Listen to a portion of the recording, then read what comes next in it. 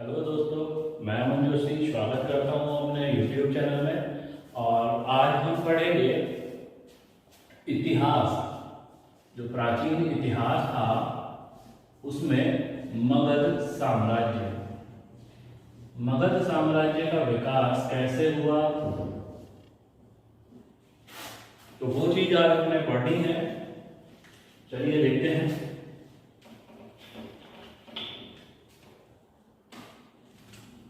सबसे पहले बात करेंगे वैदिक काल की। वैदिक काल, इसका जो समय था वो था 1500 ईसा पूर्व से 500 ईसा पूर्व। वैदिक काल को दो पार्टों में डिवाइड किया गया था। कौन कौन से? पूर्व वैदिक काल,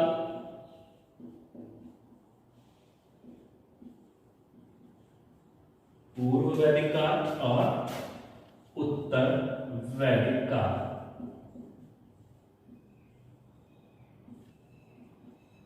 इनको दो पार्टों में दो बांटा जाता है।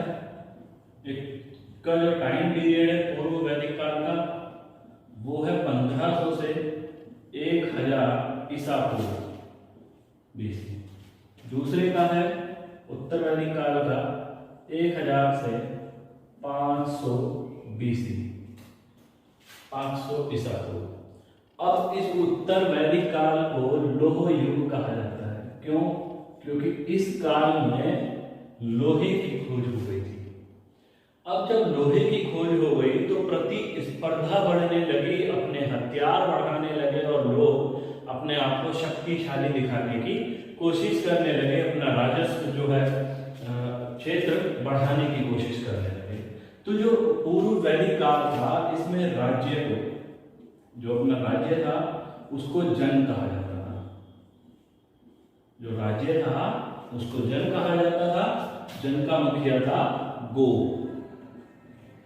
जन का मुखिया कौन था? गो। जबकि जो उत्तर वैदिक काल है, यहाँ जन अब बड़ा हो गया, अर्थात राज्य का जो क्षेत्र है वो बड़ा हो गया और जनपद बन गया। जैसे दो जन थे पूर्व वैदिक काल में, एक जन का नाम था भरत और दूसरे जन का नाम था कुरु। ये दो जन थे, एक जन था भरत और दूसरे जन का नाम था कुरु। दोनों मिलकर के बने कुरु जन। ठीक है। जो जन था, जन का आकार उत्तर वैदिक काल में बड़ा हो गया, जनपद बन गया और दो जनपदों को मिला करके एक जनपद बन गया जिसका नाम था कुरु जनपद। भरत और कुरु को मिला करके अब जनपद भी क्या होगा, आकार इसका और बढ़ेगा। अब क्या बनेगा? महाजनपद काल।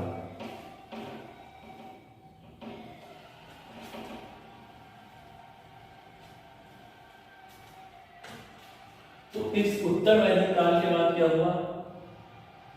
चार पार्टों में बटा। कौन कौन से पार्ट थे वो? तो सबसे पहला था नए धर्मों का उदय। नए धर्मों का उदय। कौन कौन से धर्म उदय हुए थे?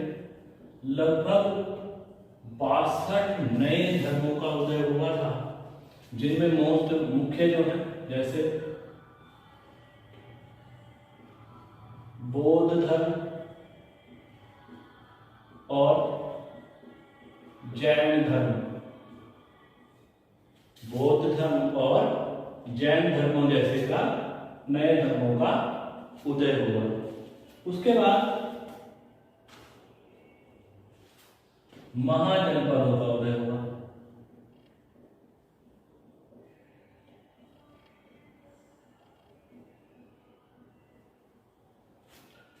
इसके बाद मगध साम्राज्य का विकास।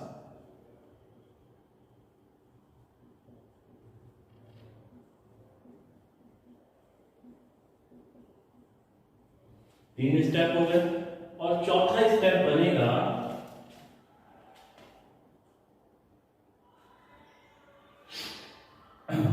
ईरानी एवं यूनानी आक्रमण।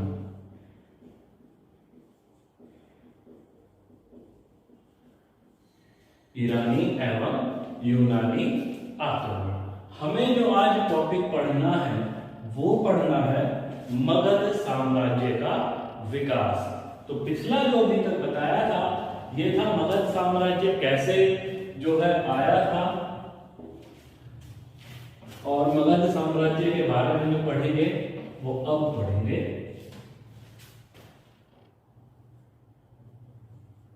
मगध साम्राज्य। मगध साम्राज्य का टाइम पीरियड है 643 ईसा पूर्व से 322 ईसा पूर्व। जो मगध साम्राज्य था उसका टाइम पीरियड था 643 ईसा पूर्व से 322 ईसा पूर्व। ठीक, सबसे पहली बात तो ये हुई। अब मगध साम्राज्य का जो संस्थापक था वो कौन था? तो इंपॉर्टेंट प्रश्न बनता है कि मगध साम्राज्य का संस्थापक था बृहद्रथ। ध्यान रखें कि मगध साम्राज्य का संस्थापक कौन था? तो बृहद्रथ था मगध साम्राज्य का संस्थापक। अगली बात अगर पूछ ले, अगला क्वेश्चन करे कि मगध साम्राज्य का जो वर्णन है वो सर्वप्रथम किस पुस्तक में मिलता है, किस ग्रंथ में मिलता है? तो मगध साम्राज्य का जो सर्वप्रथम हमें वर्णन मिलता है वो मिलता है ऋग्वेद में। किस नाम से? किराट नाम से। ऋग्वेद में मगध साम्राज्य को किराट साम्राज्य कहा है। ध्यान रखें कि मगध साम्राज्य का सर्वप्रथम वर्णन किस ग्रंथ में मिलता है या वेद में मिलता है? तो ऋग्वेद में मिलता है, और उसका जो नाम है वो क्या नाम मिला है? किराट नाम से उसका वर्णन हुआ है। अब मगध साम्राज्य में 3 वंश चले हैं। एक वंश का नाम है हर्यक वंश, उसके बाद है नाग वंश, उसके बाद है नंद वंश। तो ये 3 वंश आपने पढ़ने हैं। हर्यक वंश को पितृहंता वंश भी कहा जाता है। बहुत इंपॉर्टेंट वंश है ये क्वेश्चन कि किस वंश को पितृहंता वंश कहा जाता है? तो पितृहंता वंश कहा जाता है हर्यक वंश को। अब क्वेश्चन ये भी तो होना चाहिए कि क्यों कहा जाता है? तो कहा जाता है इसलिए कहा जाता है कि जो हर्यक वंश का संस्थापक था, तो हर्यक वंश का संस्थापक था बिंबिसार। हर्यक वंश का संस्थापक कौन था? बिंबिसार। बिंबिसार का पुत्र था अजातशत्रु।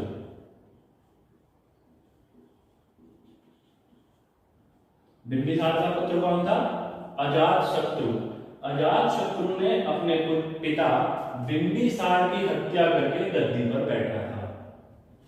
अजातशत्रु का पुत्र था उदयन। अजातशत्रु का पुत्र कौन था? उदयन। उदयन अपने पिता अजातशत्रु की हत्या करके गद्दी पर बैठा था। अब उदयन के 3 पुत्र थे। सबसे पहले अनिरुद्ध, ये बड़ा बेटा था इसका। अनिरुद्ध के बाद था मुंडक, उसके बाद राजा बना मुंडक। उदयन के बाद बना अनिरुद्ध, अनिरुद्ध के बाद बना मुंडक, और मुंडक के बाद बना था नागदशक। नागदशक भी अपने पिता की हत्या करके गद्दी पर बैठा था। अब नागदशक जो था, नागदशक का सामंत था शिशुनाग। कौन था नागदशक का सामंत? शिशुनाग। या आप इसको सैनिक समझ सकते हैं, सेनापति समझ सकते हैं कि नागदशक का सेनापति कौन था? शिशुनाग। नागदशक की हत्या शिशुनाग ने करी थी, और शिशुनाग ने नागवंश की स्थापना कर दी नागदशक की हत्या करके। अब शिशुनाग के बाद कौन आएगा?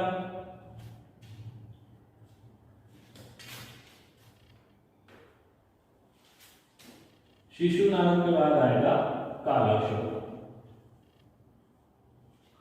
कालाशोक के बाद आएगा अगला शासक नंदीवर्धन। इस नंदीवर्धन का सेनापति था महापद्मानंद।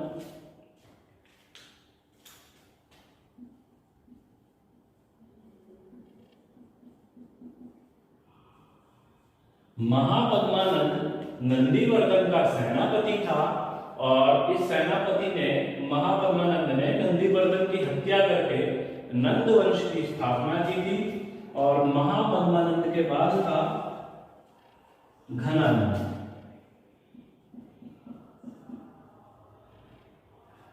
घनानंद की हत्या करके चंद्रगुप्त मौर्य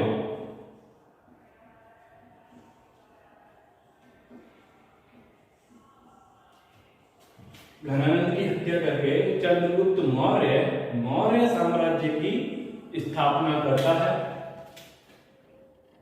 चंद्रगुप्त मौर्य के बाद अगला शासक बना था बिंदुसार। बिंदुसार के बाद उसका पुत्र था अशोक। अशोक का पुत्र था कुणाल। कुणाल के बाद दशरथ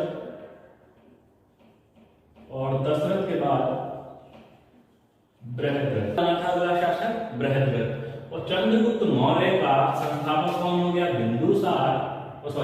मौर्य साम्राज्य का संस्थापक कौन हो गया? चंद्रगुप्त मौर्य। और मौर्य वंश का अंतिम शासक बृहद्रथ। इस क्वेश्चन में ध्यान रखें कि मौर्य वंश का अंतिम शासक बृहद्रथ था। अब हम पढ़ते हैं इस हर्यक वंश या पितृहंसा वंश के शासक बिंबिसार को। बिंबिसार के बाद अजातशत्रु, उदयन, इन लोगों को पढ़ते हैं।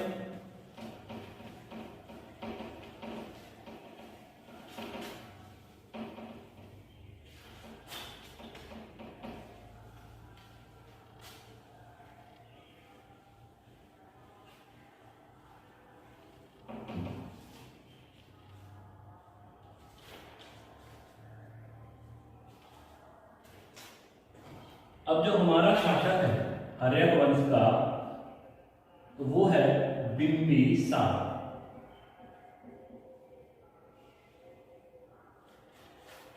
बिंबिसार की उपाधि थी श्रोणिक। क्या उपाधि थी बिंबिसार की? श्रोणिक। ध्यान रखें, बनता है इस प्रश्न के श्रोणिक किसकी उपाधि थी? तो बिंबिसार की उपाधि थी।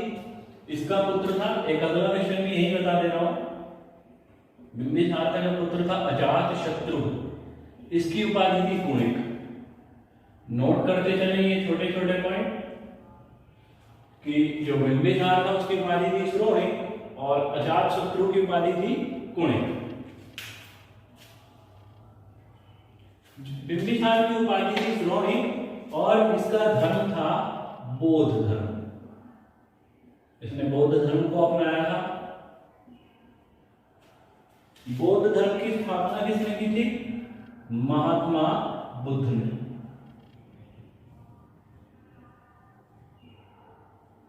महात्मा बुद्ध या गौतम बुद्ध ने बौद्ध धर्म की स्थापना की थी और बिंबिसार ने महात्मा बुद्ध को अपने शासन में, अपने राज्य में संरक्षण दिया था। तो आपका एक प्रश्न बनेगा कि महात्मा बुद्ध को संरक्षण किस शासक ने दिया था? तो वो शासक का नाम होगा बिंबिसार। बिंबिसार के मित्र भी थे महात्मा बुद्ध। ठीक है, संरक्षण भी दिया था। अब बिंबिसार का जो राजवैद्य था, उस राजवैद्य का नाम था जीवक। इंपोर्टेंट प्रश्न है ये भी। जीवक कौन था? राजवैद्य था। किसका था? बिंबिसार का।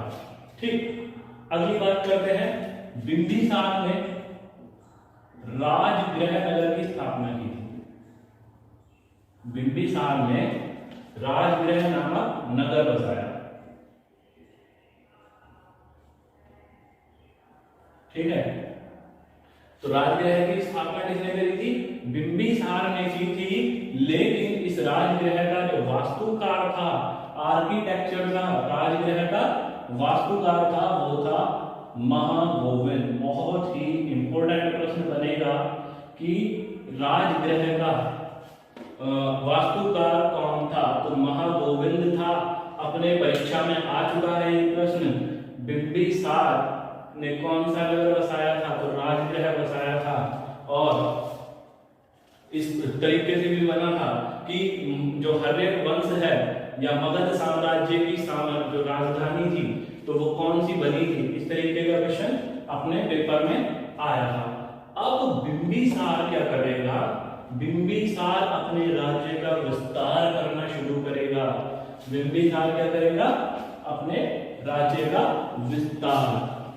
अब राज्य विस्तार के लिए क्या करेगा? कोई शासक क्या कर सकता है? युद्ध लड़ेगा, उनको हराएगा राजाओं को, और वो क्षेत्र अपना जीत लेगा, है ना। इसी तरीके से तो होता है। लेकिन बिंबिसार 3 तरीके अपनाएगा राज्य विस्तार के लिए। पहला तरीका है युद्ध का, सबसे पहला तरीका।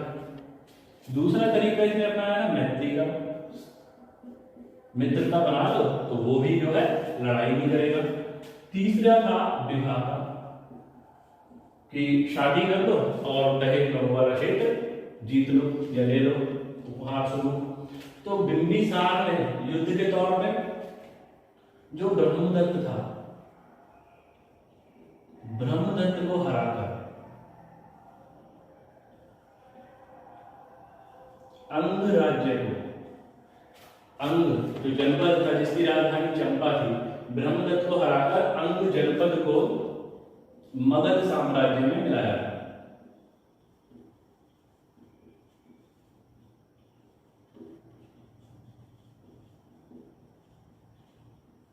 ठीक है।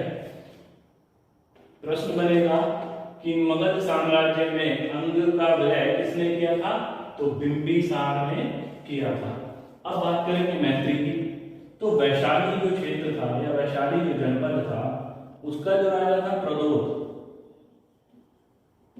उसको जो रोग था, एक पांडु रोग होता था, उस रोग को ठीक करने के लिए बिंबिसार ने अपना राजवैद्य जीवक को भेजा था। वैशाली का शासक था प्रदोत, उसको एक रोग था, पांडु रोग था, और वो पांडु रोग को ठीक करने के लिए बिंबिसार ने अपना राजवैद्य जीवक को भेजा था उसकी सेवा में। उसके बाद था विवाह। विवाह से कैसे इसने अपना राज्य विस्तार किया तो वो देखते हैं। तो बिंबिसार ने 3 विवाह किए थे।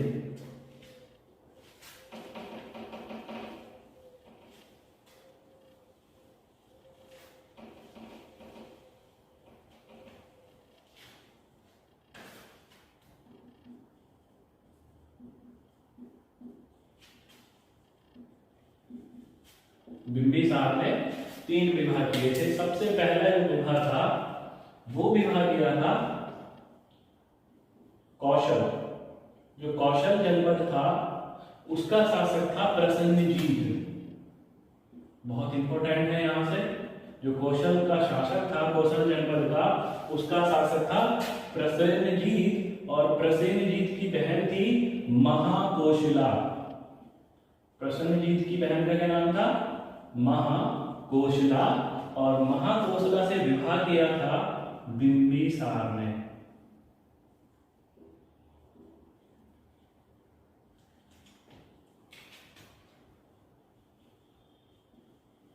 इतना समझ आया कि कौशल जो जनपद था उसका शासक था प्रसेनजीत, और प्रसेनजीत की बहन थी महाकोशला।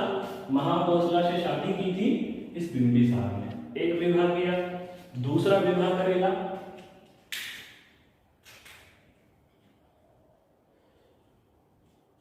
जो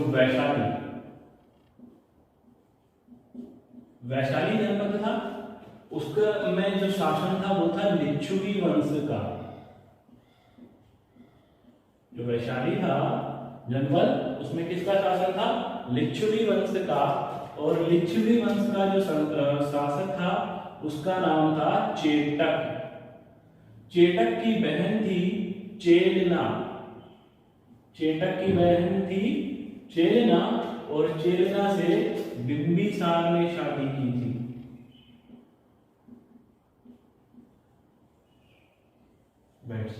तो इस बिंबिसार ने चेलना से शादी की, जो कि लिच्छवी वंश के शासक चेटक की बहन थी, जिसका नाम था चेलना। और इन दोनों का एक पुत्र था जिसका नाम होगा अजातशत्रु। यहां तक समझ आया। अब तीसरे विवाह की बात करें तो एक विवाह किया था इसने मद्र नरेश। मद्र एक जनपद था। मद्र नरेश की राजधानी जो शासिका थी मद्र की, उसका नाम था क्षेमा। और क्षेमा की पुत्री थी खेमा। मद्र का जो शासन था, मद्र जो जनपद था, उसमें जो रानी थी या शासिका थी, उससे शादी की थी बिंबिसार ने क्षेमा से। और क्षेमा से जो इधर बिंबिसार, और इन दोनों की पुत्री थी खेमा। इस खेमा ने भी बौद्ध धर्म को अपना लिया था। ठीक, तो ये था बिंबिसार कि बिंबिसार ने अपना राज्य विस्तार करने के लिए क्या करा था, विवाह को अपनाया था। 3 पद्धति इसने अपनाई थी। एक थी युद्ध की पद्धति, तो युद्ध के जो माध्यम से इसने अंग को अपने बिंबिसार जो था मगध साम्राज्य में मिला दिया था। उसके बाद क्या था, मैत्री। ठीक, और मैत्री के बाद क्या था, 3 विवाह किए थे। ठीक है, बिंबिसार के बाद हम पढ़ेंगे अगली वीडियो में अजातशत्रु को। ठीक है, मिलते हैं अगली वीडियो में।